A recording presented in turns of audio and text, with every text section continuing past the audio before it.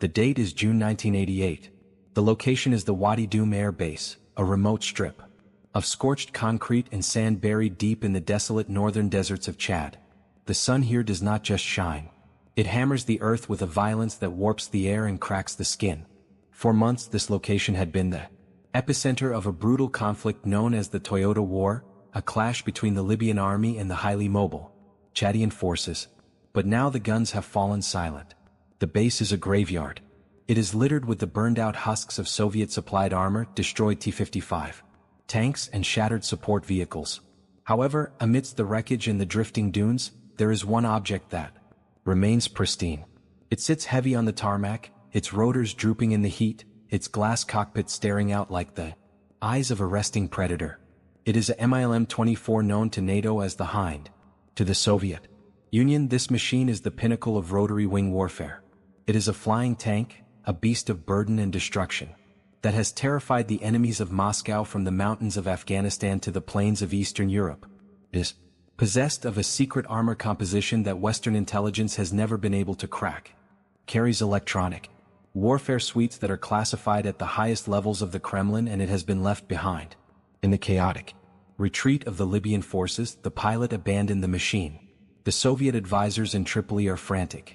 They know exactly what sits on that runway. They know that American satellites pass over this region with clockwork regularity. The order from Moscow is absolute and terrified. The machine must be destroyed. Cannot fall into Western hands. The Libyan Air Force is ordered to bomb their own base to turn the Hind into scrap metal before the Americans can figure out a way to reach it. The Libyans try.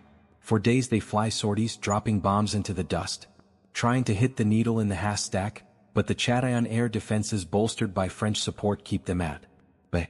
The Hind remains untouched. It sits there, a tantalizing prize in the middle of a minefield surrounded by the fog of war. Then on a moonless night in mid-June, the impossible happens. From the perspective of a Libyan forward observer positioned miles away in the safety of the dunes, the night is silent. The desert usually carries sound for miles, but tonight the wind is whipping the sand into a low haze. There are no lights on the runway at Wadi Doum. The base is dead. Suddenly the silence is broken not by the scream of jets but by a low rhythmic thumping. It is a sound that is felt in the chest before it is heard. It is the heavy distinctive beat of massive rotors, but it is not the high-pitched whine of the French Gazelle helicopters, nor is it the familiar chop of a Soviet machine. This is deeper, heavier. The observer strains his eyes through night vision optics, but the dust obscures everything. The radar screens at the Libyan command post in the north remain blank. There are no blips, no transponders, no electronic signatures. The airspace is technically empty. Yet, the sound grows louder. It becomes a physical pressure in the air. A colossal wind kicks up, a localized sandstorm that swirls violently around the abandoned base. And then, just as quickly as it began, the noise recedes. The thumping fades into the north, swallowed by the vast emptiness of the Sahara. When the sun rises the next morning, the reconnaissance photos reach the desk of a GRU intelligence officer in Tripoli. He looks at the grain image, expecting to see the familiar shape of the Hind still sitting on the tarmac, or perhaps a smoking crater where a lucky Libyan bomb finally found its mark. He sees neither. The tarmac is empty. There is no wreckage. There is no debris field suggesting an explosion. There are no tire tracks leading away from the site, which would be impossible anyway given the density of the minefield surrounding the apron. The 20,000 pounds helicopter is simply gone. It has vanished into thin air. This is the moment where confusion turns into cold hard fear. In the Soviet military doctrine, objects of this mass do not disappear. They are not stolen like a bicycle from a street corner. This is a machine that requires a specialized crew to start, a runway to lift off, if fully loaded, and ground support to maintain. The Libyan pilots had fled. There was nobody left who knew how to fly it. And even if there were, the airspace was contested. An unauthorized flight would have been shot down by the French or the Libyans themselves. The report travels up the chain of command to Moscow with blistering speed. The initial reaction is denial. It must be a mistake in the photography. Perhaps the angle of the sun hid the silhouette. Perhaps the sandstorm buried it. But a second pass by a Soviet reconnaissance asset confirms the impossible. The spot is bare. If you enjoy deep dives into the hidden history of the Cold War and the mysteries that define the era, make sure to subscribe to the channel. Cold War Impact. We dissect the events that the history books often leave out. The disappearance of the Hind represents a catastrophic breach of security for the Soviet Union. To understand the panic that begins to set in within the Kremlin, one must understand the stakes. The year is 1988. The Cold War is in a delicate, dangerous phase. The Soviet Union is bleeding money and morale in Afghanistan. Their technology, once thought to be on par with the West, is beginning to show cracks. But the one area where they still believe they hold dominance is in their air defense and their heavy attack helicopters. The Hind is the backbone of their tactical doctrine. Its titanium tub is designed to shrug off the 50 caliber rounds that shred Western helicopters. Its engines are equipped with suppressors to hide from heat-seeking missiles. Its radar warning receiver is tuned to detect specific NATO frequencies. If the Americans have this helicopter, they do not just have a trophy. They have the blueprint to defeat the entire Soviet helicopter fleet. They can test their Stinger missiles against its real armor. They can fly it against their own fighters to find its blind spots. They can reverse engineer the engines. But the question haunting the Soviet generals is not just what will happen, but how it happened. The logic implies a ghost. The sheer logistics of moving a machine that stands nearly 20 foot tall and 60 feet long from a base surrounded by enemy troops and landmines without being seen on radar is inconceivable. The Soviet intelligence apparatus begins to spin wild theories. Did the French drag it away with trucks? Impossible. The mines would have destroyed the convoy. Did the Chadians dismantle it piece by piece? Unlikely. It would take weeks of specialized labor and they didn't have the tools. Did a traitor fly it out? This becomes the leading paranoid theory. The specter of defection is always haunting the Soviet mind. They look at the roster of Libyan pilots. Was there a CIA asset among them? Did someone sneak back into the base, start the engines and fly below the radar deck in pitch black darkness? It is a terrifying thought because it implies that their allies are compromised. But even that theory has holes. The Hind was damaged. It had bullet holes in the fuselage. It was low on fuel. Flying it would have been a suicide mission. As the days pass, the mystery deepens. Reports from the field are conflicting. Some Bedouin nomads claim to have seen a monster in the sky, a dark shape that blotted out the stars. Others claim they saw two suns rising in the north. The Soviets are left staring at a void. They have lost their crown jewel, and they have absolutely no idea who took it or how they managed to defy the laws of physics to do it.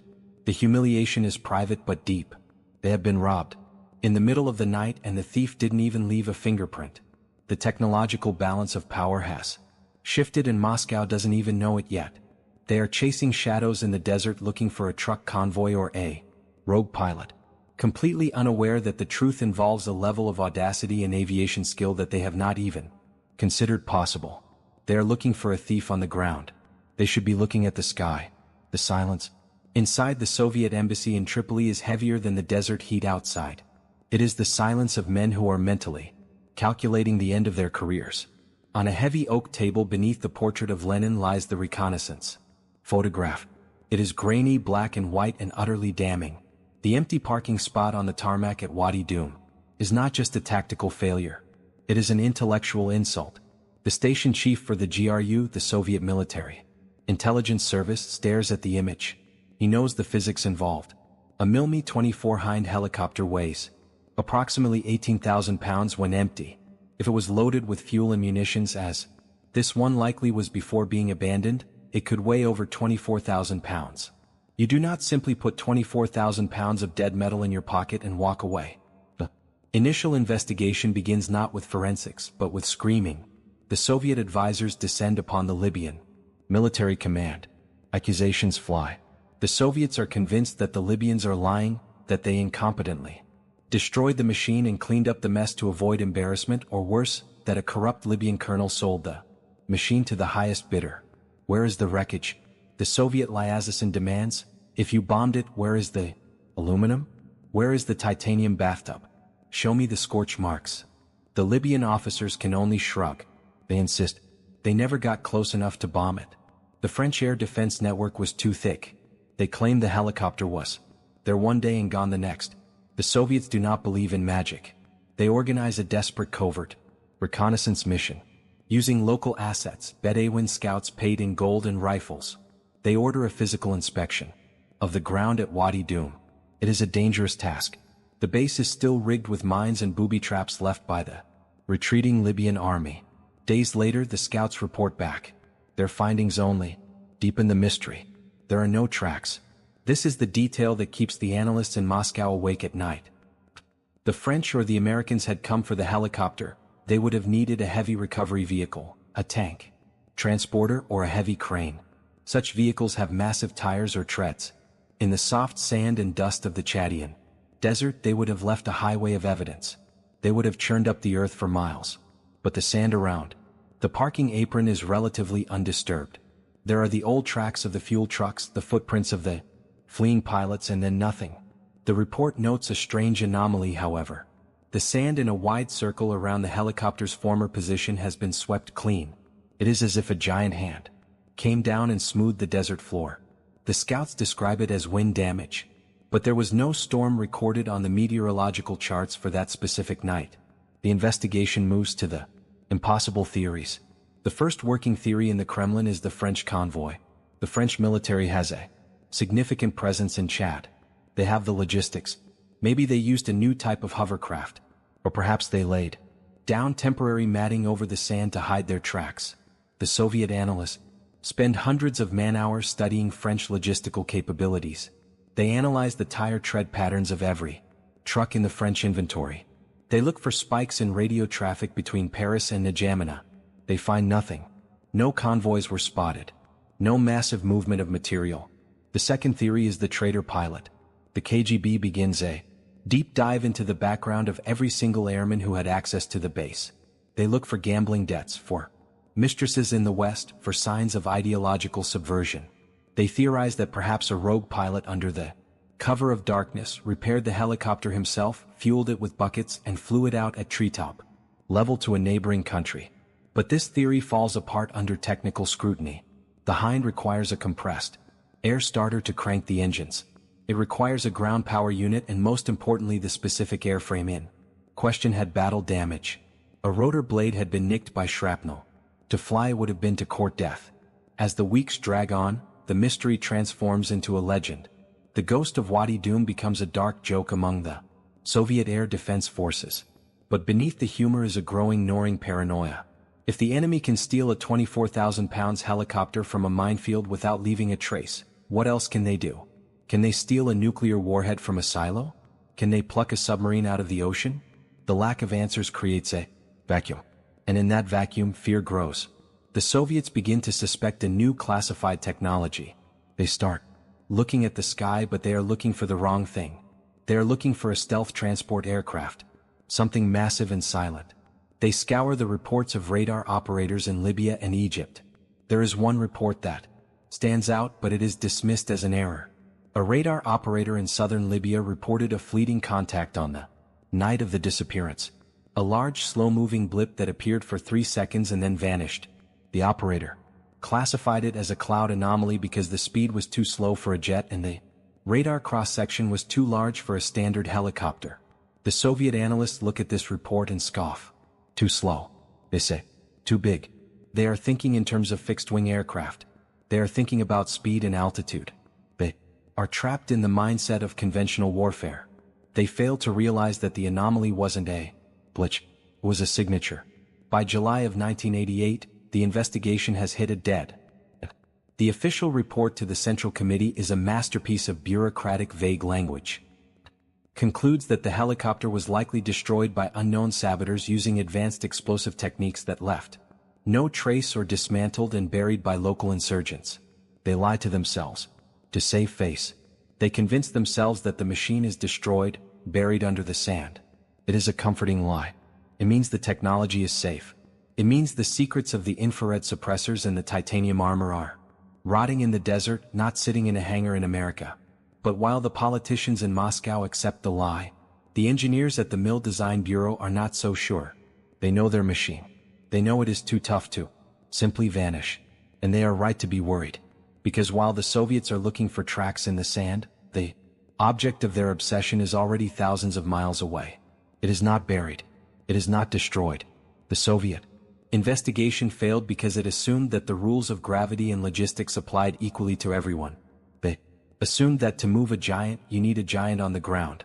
They underestimated the sheer audacity of American special operations.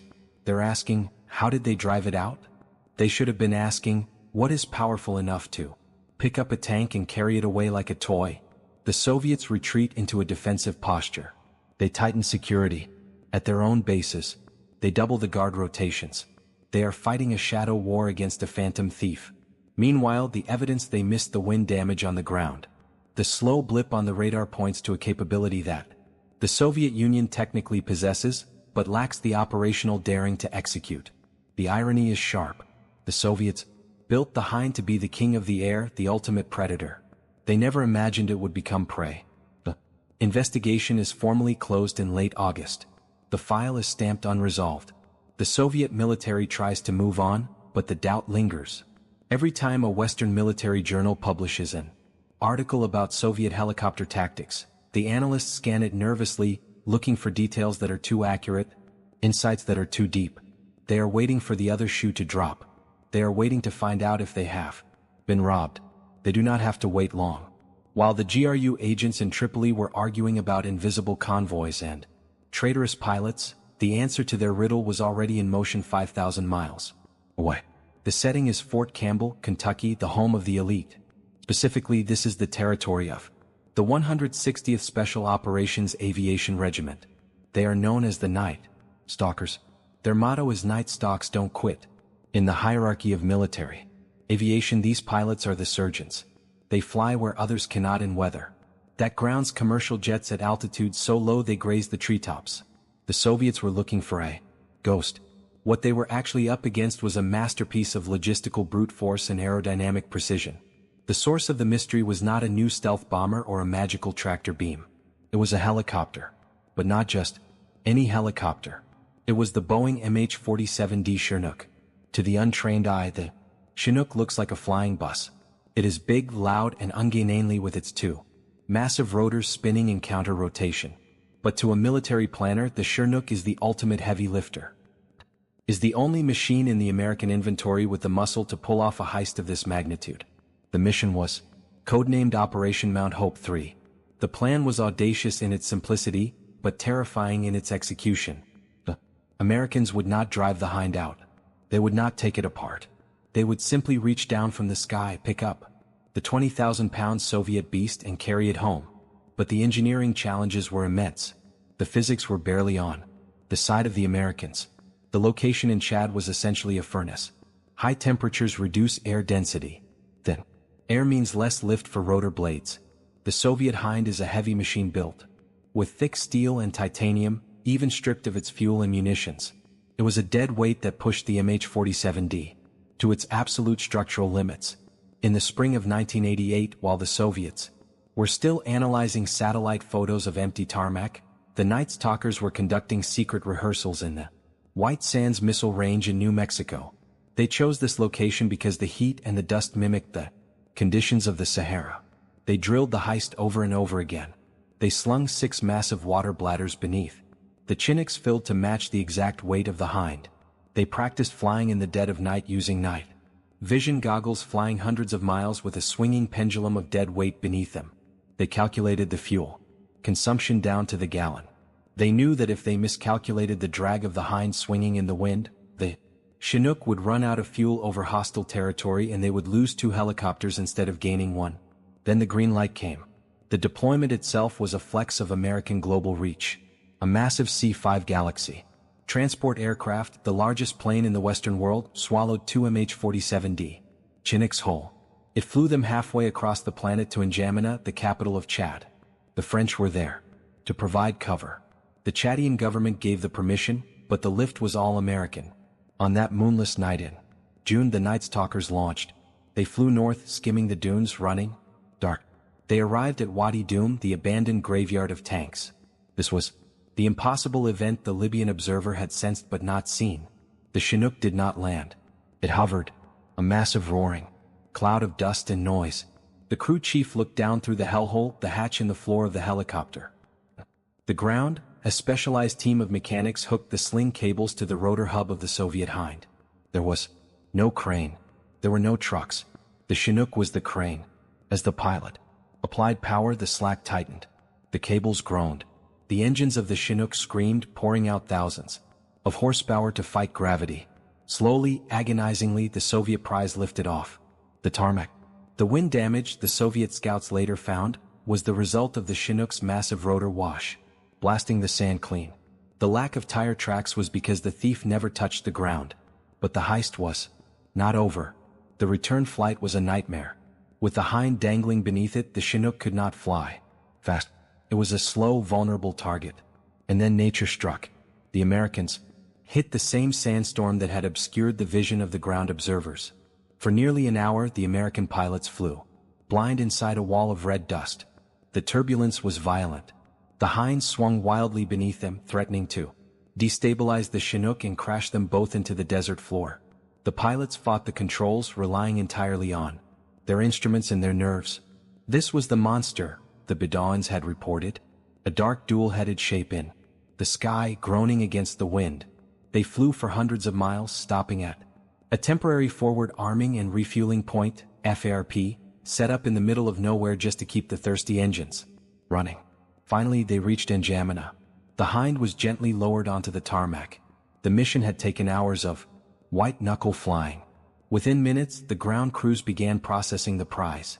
The massive C-5 Galaxy opened its nose visor like a hungry shark. The Soviet Hind, the terror of the Cold War, the secret weapon of the East, was pushed into the belly of the American transport. The doors closed. The C-5 taxied and took off, banking west. By the time the sun rose over Wadi Dum, and the GRU officer in Tripoli received the confusing report of the missing helicopter, the Hind was already cruising at 30,000 foot over the Atlantic Ocean. The Soviets were looking for a needle in a haystack in Africa. They didn't realize the needle was already in a hangar in the United States.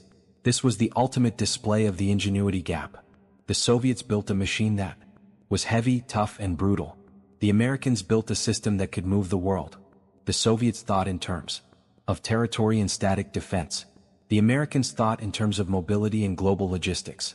The source of the humiliation was not just the pilots or the helicopter.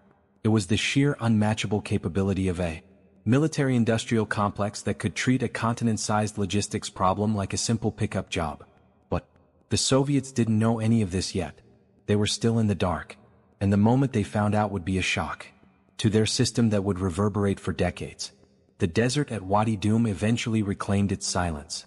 But the noise inside the Kremlin was just beginning. For weeks, the Soviet High Command lived in a state of suspended disbelief. They had the reports of the missing machine, but they lacked the smoking gun. That changed when intelligence reports began filtering out of the United States. These weren't public press releases. They were whispers in the dark world of defense, contracting and classified briefings. The confrontation did not happen on a battlefield. It happened in a clean, sterile hangar at a redacted location within the United States, likely Fort Rucker, Alabama, the heart of Army aviation. The Soviet shock moment arrived not with an explosion but with a piece of paper. It was a detailed intelligence assessment that landed on the desk of the Mil Design Bureau chiefs in Moscow. The report confirmed the impossible. The Americans didn't just have the Hind, they were flying it.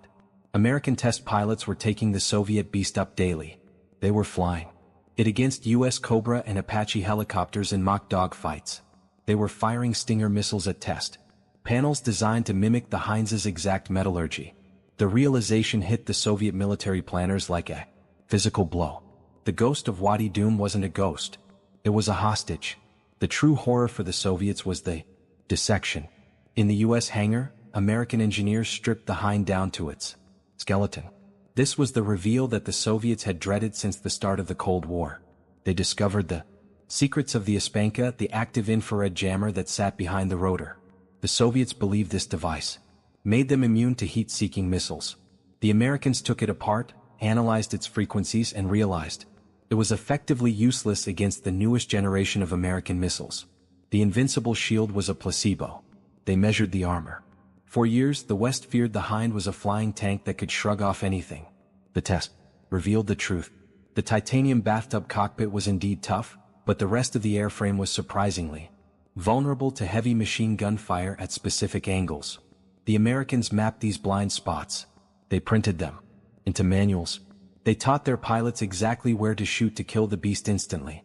The mystery of the disappearance was also solved for the Soviets, and the answer was perhaps more humiliating than the theft itself. Intelligence confirmed the use of the Chinook.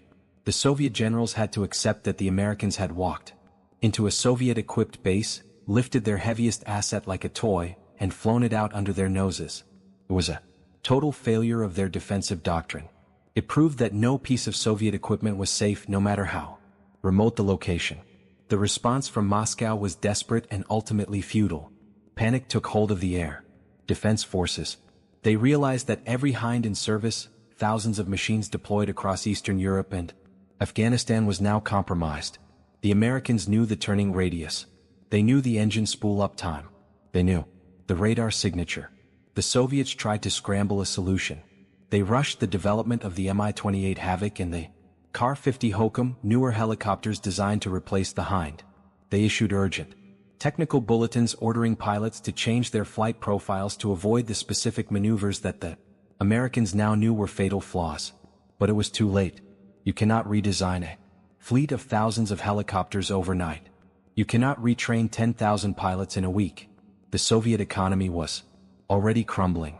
They did not have the money to retrofit the entire fleet with new armor or new jammers. They were forced to keep flying the Hind knowing full well that the enemy had the blueprint. Every time a Soviet pilot strapped into the cockpit, he had to wonder, does the American looking at me through his sights know more about this helicopter than I do? The answer overwhelmingly was yes. The theft of the Hind stripped away the mystique of Soviet military power. It revealed that their monsters were just machines built by men, flawed in design and vulnerable to a determined enemy. The psychological impact was devastating.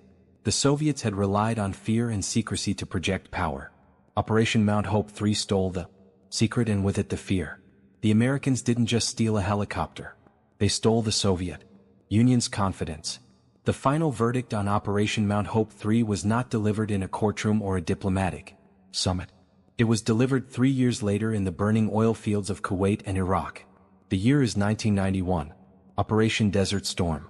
Saddam Hussein's army possesses a massive fleet of Mi-24 Hinds, the same flying tanks that had terrified the West for a decade. On paper, they are a formidable threat to the coalition forces. The American commander should be worried about low-level gunship attacks on their armored columns. But they aren't because of the theft at Wadi Dum. The American pilots flying the Apache helicopters and the A-10 Warthogs know the Hind better than the Iraqis do. They know exactly how long it takes the Soviet engines to respond to a sudden maneuver. They know the exact heat signature the exhaust ports emit, allowing them to tune their Sidewinder missiles to ignore the flares and strike the engine core. The result is a massacre. During the 100 hours of the ground war, the feared Hind helicopter is rendered almost obsolete. They are swatted out of the sky with contemptuous ease. Many Iraqi pilots, realizing their electronic warning systems are failing to detect American lock-ons, simply refused to fly. The Devil's Chariot, as the Afghan rebels called it, had been declared. The statistics are brutal. While the exact numbers vary by source, the overwhelming reality was total air dominance.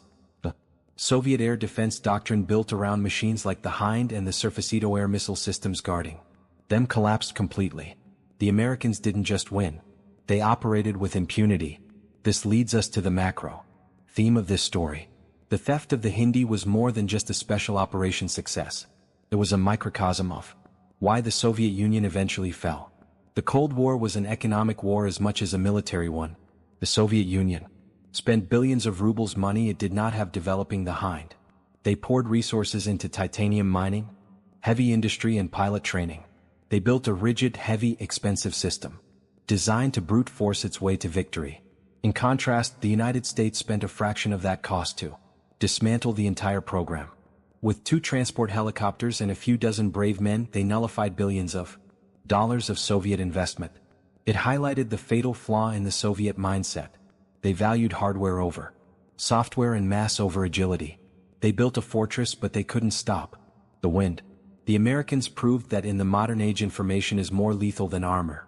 By stealing the Hardware, they gained the information and the armor became useless weight.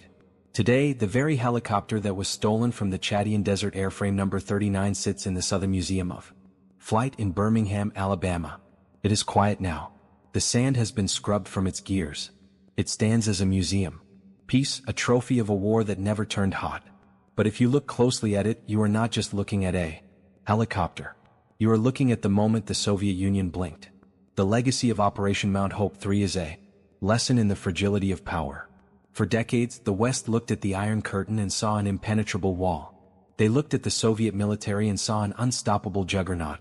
But in 1988, a group of pilots flew into the heart of that darkness and proved that the monster was blind. The empty spot on the tarmac at Wadi Dum remains the most powerful symbol of the late Cold War. It represents a superpower that woke up one morning to find that its most dangerous secrets had been taken, and it was too slow, too heavy, and too paralyzed to do anything about it. The mystery was solved. The ghost was real and the war was over long before the wall came.